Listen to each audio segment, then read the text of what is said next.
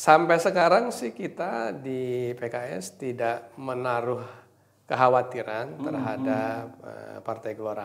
Ya. Karena memang segmentasi ini juga rasanya agak beda juga gitu ya. Bahwa sesungguhnya pemilu ini bukan hanya sekedar kita datang ke TPS mencoblos selesai. Tetapi ada esensi di balik itu, ada substansi di balik itu. Kalau misalkan masyarakat memang merasa bahwa ada ketidakpuasan misalkan dengan pemerintah yang sekarang, pemilulah kunci masuknya gitu ya.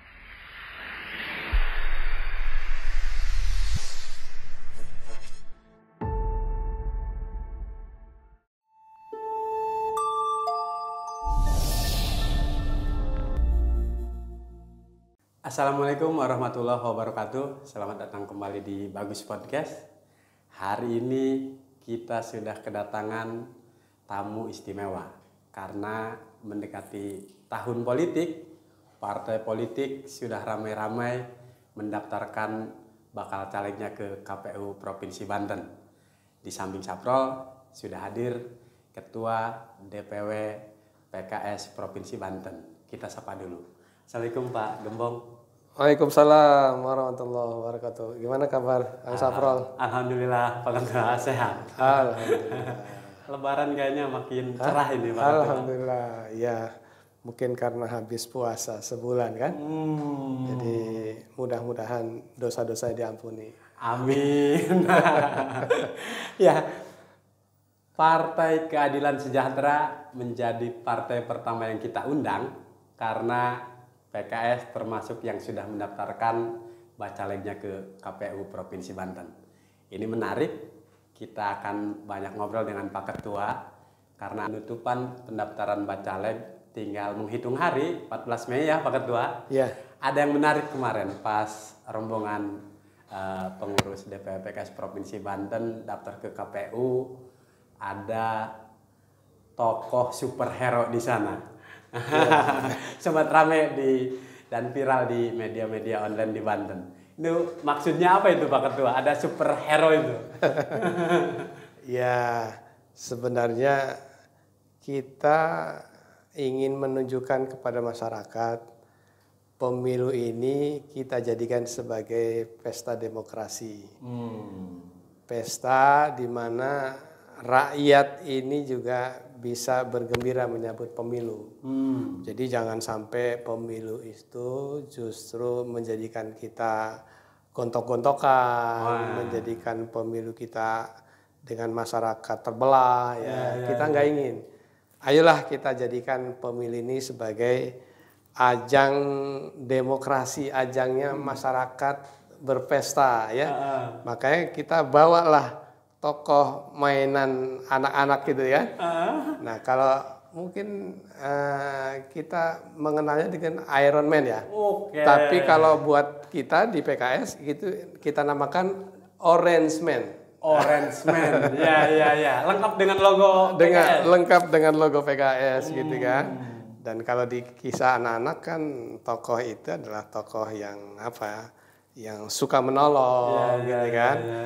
Kuat tapi bagaimana dia menolong dan membantu masyarakat yang membutuhkan. Itu juga sesuai dengan tagline-nya PKS.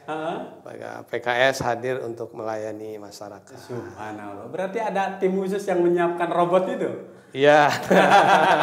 Biasalah di kita ini ada anak-anak muda yang kreatif yang ya ide-idenya mengalir lah begitu. Apa caleg juga yang jadi robotnya itu Pak? Oh bukan. Itu salah satu kader aja. Salah satu kader. Gitu, ya. Ini menarik. Ada dua yang menarik catatan wartawan ketika PKS daftar ke KPU Provinsi Banten. Satu ada Orange Man itu. Yang kedua tematik sekali daftarnya. Daftar ke KPU-nya di tanggal 8 Mei sesuai dengan nomor urut PKS ya Pak Ketua. Itu tentu menjadi catatan menarik bagi para wartawan. Kalau berbicara soal substansi, karena pemilu 2024 ada penambahan kursi DPRD Banten, Pak Ketua, untuk 100 kursi yang akan diperebutkan, berarti total bacalek yang didaftarkan full? Full. Jadi sesuai dengan jumlah kursi DPRD provinsi yang 100, kita juga menggenapkan menjadi 100. Oke, berarti Jadi dengan rinciannya 30% perempuan juga kita terpenuhi, dan kita juga menyiapkan calon-calon milenial untuk masuk di susunan daftar BCAD kita. jadi tidak hanya keterwakilan perempuan, Ya, caleg milenial juga caleg disiapkan. milenial kita masukkan ke sana. Berapa persentasenya dari 100 kursi? Kalau kita hitung-hitung itu sekitar 15% lah. Sekitar 15%. Ya. Gokil, berarti banyak wajah-wajah baru anak-anak muda ya. Ya, betul. Oh. Ini yang harus kita tanyakan ke Pak Gembong. Kalau kursi DPRD Bantennya bertambah tahun 2024, tentu targetnya juga harus bertambah Pak Ketua. Ya. Gimana soal target? Kalau target kita tidak berubah, targetnya 20%. Oh tetap, cuma angkanya berarti. Angkanya, jadi targetnya 20%, tapi kursinya berubah. Oke. Kalau periode kemarin kan 20%-nya itu 17.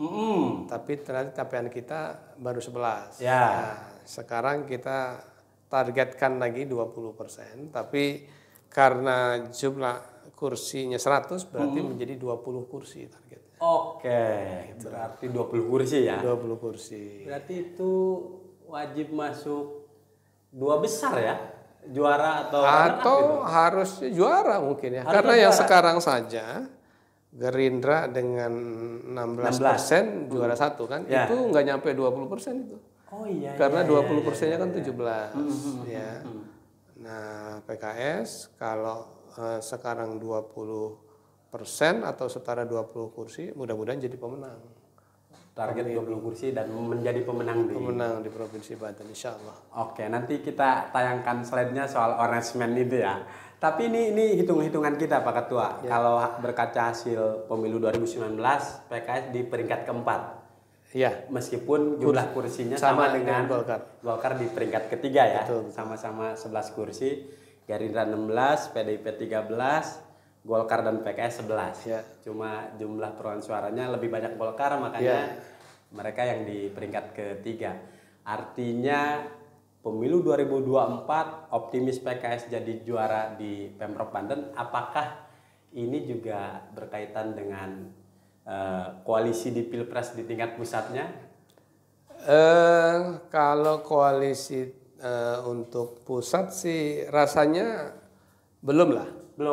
Belum. Kita belum bicara koalisi di provinsi, itu mengikuti di pusat. Oke. Dan juga memang sampai sekarang belum ada arahan. Oke. Gitu, ya. Jadi kenapa PKS mentargetkan 20 kursi gitu ya. Ini juga memang ada kaitannya dengan pilkada yang akan digelar di November 2024. Kan kita tahu bersama bahwa syarat partai ataupun gabungan partai untuk bisa mengusung calon gubernur ataupun kepala daerah itu memenuhi 20% kursi. Oke. Nah, makanya kita target pertama ini bagaimana agar target 20 kursi ini kita raih oleh PKS sehingga itu menjadi tiket bagi PKS untuk bisa maju begitu. Oke. Ada yang bilang bahwa optimisme PKS menjadi pemenang Pileg 2024 di Banten dalam tanda petik Anies efek katanya. Nah, kalau kita lihat di jalanan bacalek-bacalek PKS banyak yang juga menampilkan foto Pak Anies tuh Pak. Iya. Ini instruksi? Sebetulnya tidak juga. Ini inisiatif aja gitu ya. Cuma memang kita melihat pengalaman Pilpres yang lalu ya, itu juga memang kotel efeknya presiden tuh berpengaruh. Oke. Sehingga memang caleg-caleg gitu ya, atau bahkan di partai, di kantor-kantor partai kita juga ada juga tuh gambar Anies gitu ya. Saya pikir itu sebagai bagian strategi ini sah-sah saja begitu ya, karena kita melihat nih rasanya masyarakat Banten ini banyak gitu yang berharap akan adanya perubahan begitu ya. Sehingga ya itu kita gandengkan, mudah-mudahan ini akan memberikan kotel efek juga kepada PKS. Tapi juga yang menarik Pak Ketua, ini kan PKS dalam tanda kutip sebagai partai oposisinya pemerintah. Betul. Nggak ada halangan dengan itu untuk jadi juara di Pileg 2024 di Banten.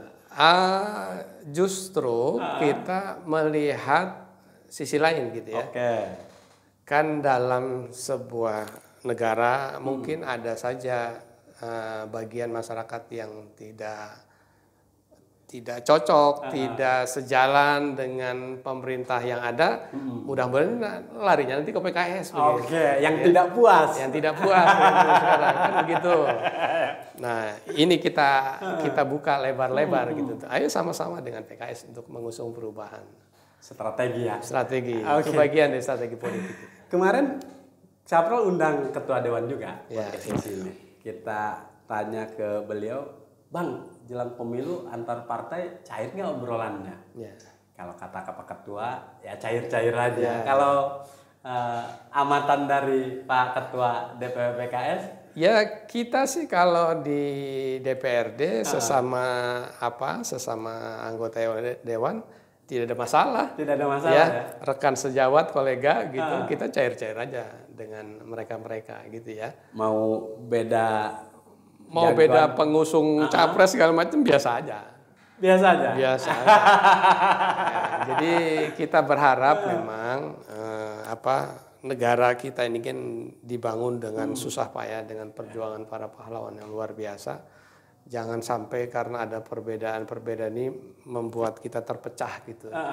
Ya kalau semangatnya kan saya yakin semua juga bagaimana kita ingin memajukan Indonesia, kita ingin memajukan Banten. Ya caranya ya mungkin beda-beda gitu kan. Nah, tetapi jangan sampai perbedaan itu justru membuat perpecahan di antara kita. Itu yang tidak kita inginkan dan kita jaga agar persatuan itu terus bisa kita jaga. Harus terus tetap dijaga ya. Betul. Tapi Saprol mulai ke substansi. Jelang pemilu 2024 di Provinsi Banten terutama, ada yang bilang fraksi PKS di DPRD Banten juga nggak solid. Kemarin buktinya ada PAW salah satu anggotanya. Terganggu nggak itu Pak Ketua? Enggak, justru saya berharap dengan adanya PAW ini justru kita semakin solid. Gitu ya. Karena memang kita merasakan bersama sepanjang 3 tahun terakhir ya. Kita punya 11 orang tapi rasanya kita hanya bekerja dengan 10 orang. Kurang kalau main bola ya. Kurang kayak main bola. Seperti ada yang kena kartu merah gitu kan. Masih kan atau kartu kuning gitu. Sehingga kita berharap dengan adanya tambahan pengganti ini ya bisa lebih solid lagi dan lebih progresif lagi. Lebih progresif lagi. Betul. Baik. Pak Ketua, kalau khusus ke Pak Ketua, kembali nyalonnya di provinsi atau di RI, Pak? Saya masih di provinsi. Masih di provinsi ya? Di provinsi, insya Allah. Jadi di Dapil Banten 2. Nggak tergoda naik kelas, Pak Ketua? Sebetulnya sih ada juga keinginan gitu ya. Cuma karena kita di dalam satu partai ini ada strategi dan kebijakan, ya kita ikutlah. DPP meminta saya tetap di provinsi, ya kita ikut di provinsi. Jadi patsun pada kebijakan. Betul. DPP. Baik. Kalau Pak Ketua masih di tingkat provinsi, artinya sulit untuk membayangkan jumlah ketua-ketua partai di DPRD akan semakin banyak ini. Karena pemilu 2019 banyak sekali ketua partai politik tingkat provinsi duduk sebagai wakil rakyat di DPRD Banten. Pak Ketua, yang menarik berikutnya adalah terkait dengan target untuk di 8 kabupaten kotanya gimana tuh Bang? Nah, untuk target di kabupaten kota, kita juga berharap targetnya rata-rata itu 20%. Rata-rata 20%? Rata-rata 20%, hanya untuk Cilegon yang kita minta rada besar. Oh, khusus Cilegon ya? Khusus Cilegon, karena memang Cilegon ini punya wakil wali kota. Oh, subhanallah. wakil kepala daerah pertama kader PKS ya. Betul, betul.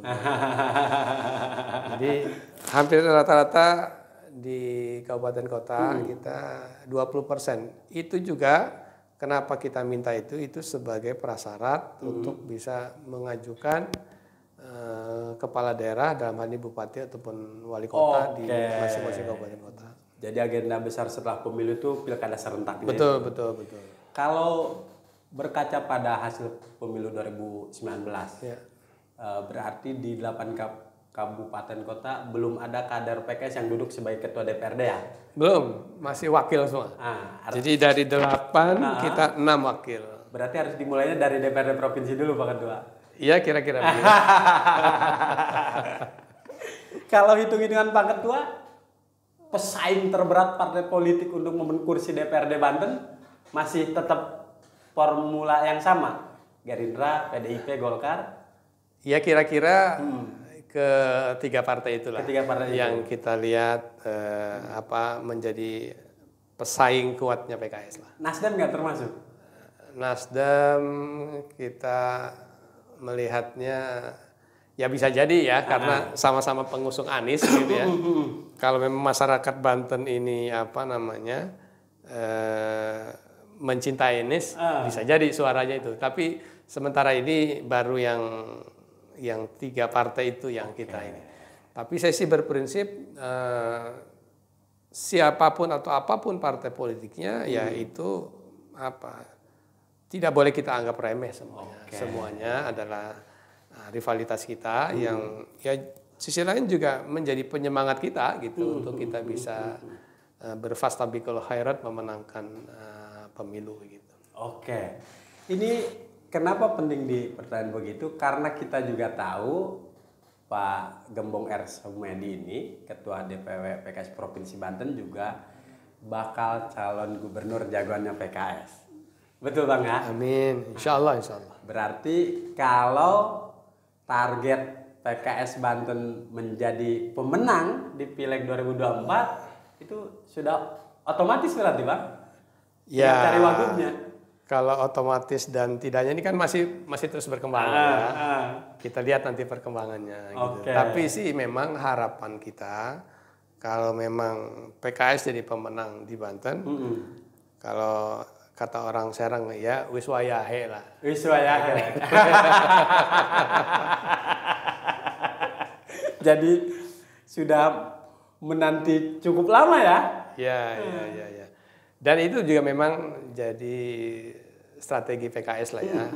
Ya bagaimana kita mempersiapkan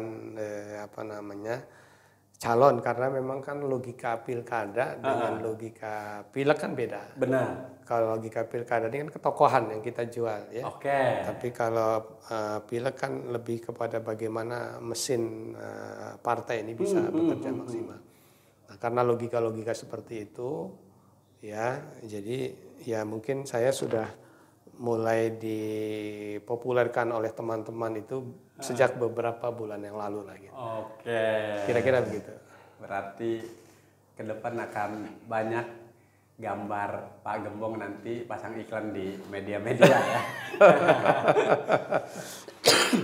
Minggu kemarin saya ngobrol dengan beberapa pengamat politik. Iya. Ada juga yang bilang ketika kita sebut bagaimana potensi PKS untuk jadi pemenang Pileg 2024. Ada yang bilang, sangat terbuka. Tapi problemnya ternyata Pak Ketua ada catatan bahwa hadirnya Partai Gelora bisa saja mengambil ceruk suara-suara basis PKS. Ya. Ada kekhawatiran itu nggak Pak Ketua? Sampai sekarang sih kita di PKS tidak menaruh kekhawatiran terhadap Partai Gelora. Ya. Karena memang segmentasi ini juga rasanya agak beda juga gitu ya. Jadi, meskipun para petinggi Partai Gelora juga semuanya mantan petinggi PKS, Bang. Tidak semua. Kalau saya melihat pengurus Gelora yang sekarang gitu ya. Memang ada yang mantan-mantan dari orang-orang PKS gitu ya. Tapi saya lihat juga tidak terlalu banyak Ya, tidak terlalu banyak mantan-mantan pengurus PKS yang di sana.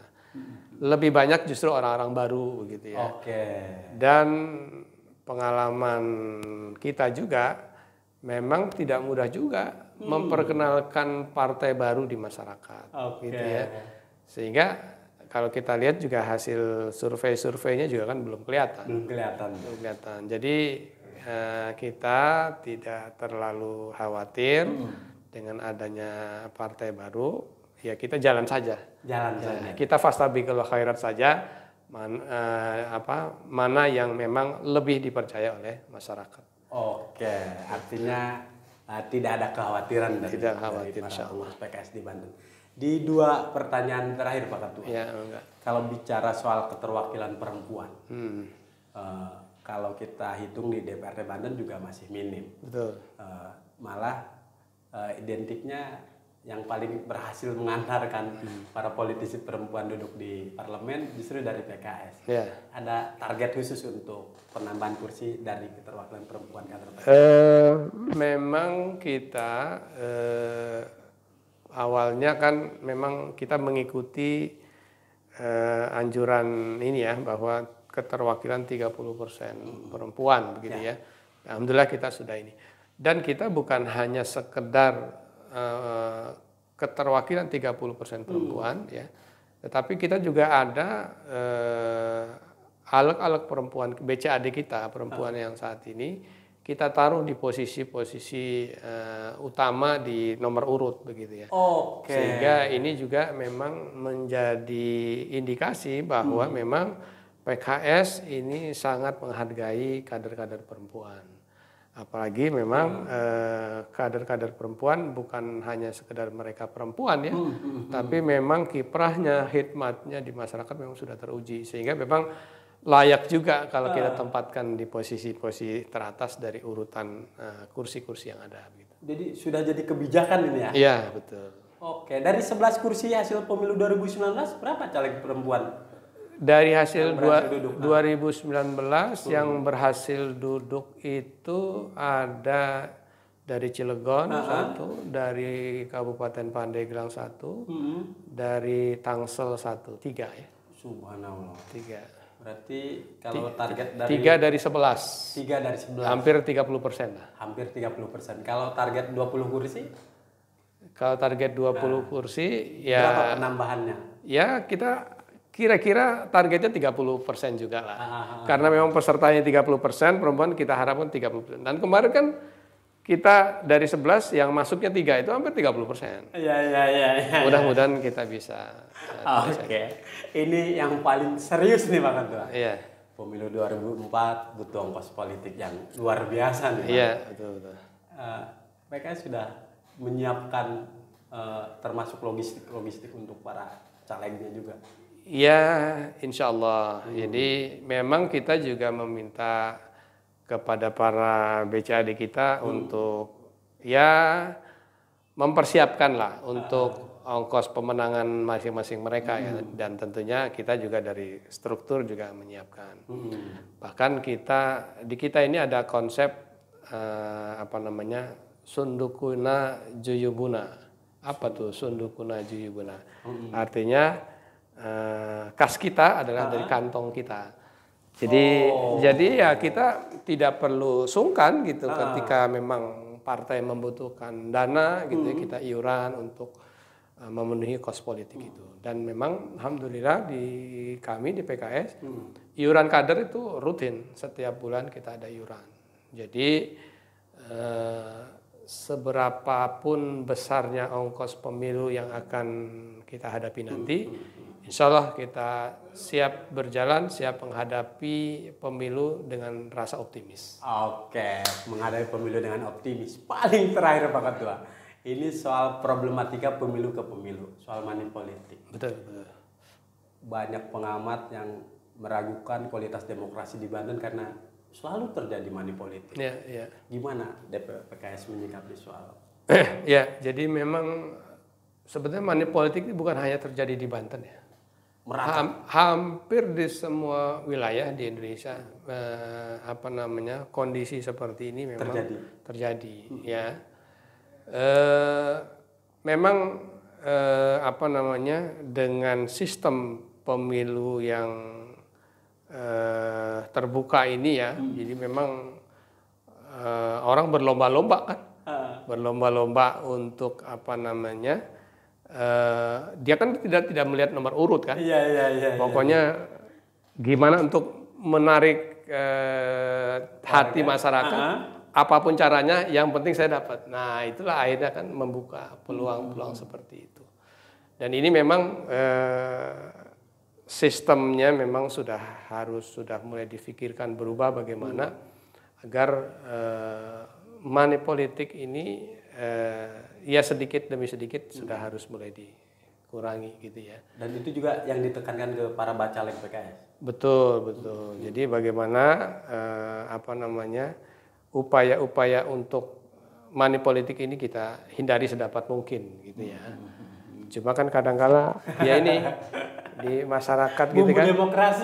Bumbu demokrasi macam-macam. Tapi pengalaman saya begitu memang ya tidak semua juga gitu ya. Ketika mereka memang sudah melihat kiprah kita di masyarakat gitu ya. Ya tidak terlalu inilah. Ada sih memang money politik, tapi tidak menjadikan itu sebagai sesuatu yang keharusan sehingga kita harus menyiapkan sekian untuk jadi gitu ya. Kira-kira begitu. Oke, sebagai penutup Pak Ketua, ternyata data kita di pemilu 2019 angka golput masih tinggi di Banten. Betul. Apa yang harus kita dorong agar partisipasi pemilih di Banten juga tiap pemilu ke pemilu meningkat, terutama di 2024? Ya, jadi ini memang tugas bersama ya. Tugas dari KPU, dari pemerintah ya, termasuk juga dari partai politik gitu, untuk memberikan pencerahan bahwa sesungguhnya pemilu ini bukan hanya sekedar kita datang ke TPS mencoblos selesai. Tetapi ada esensi di balik itu, ada substansi di balik itu. Kalau misalkan masyarakat memang merasa bahwa ada ketidakpuasan misalkan dengan pemerintah yang sekarang, pemilulah kunci masuknya gitu ya. Karena kan masyarakat, saya yakin banyak masyarakat yang tidak menyambungkan, seolah-olah tidak ada korelasinya antara kehidupan yang mereka jalankan dengan pemilu. Seolah-olah mereka biasa saja. Padahal pun sangat-sangat erat. Ketika pemilu berkualitas, menghasilkan pemimpin yang memang juga berkualitas, saya pikir pasti akan berimbas kepada kehidupan masyarakat. Oh, mantap. Sebenarnya masih pengen kita ngobrol-ngobrol dengan Pak Ketua DPW PKS, Pak Gembong R. Sumedi, tapi nanti kita akan undang lagi ketika sudah masuk tahapan kampanye ya. Siap. Baik, sahabat bagus. Terima kasih sudah menyaksikan obrolan kami dengan Ketua DPW PKS Provinsi Banten. Kita akan undang lagi para pimpinan partai politik di Provinsi Banten yang sudah mendaftarkan bacalegnya ke KPU Banten. Hatur nuhun Pak Ketua. Sami-sami. Sudah mampir. Kita ketemu lagi minggu depan. Assalamualaikum warahmatullahi wabarakatuh.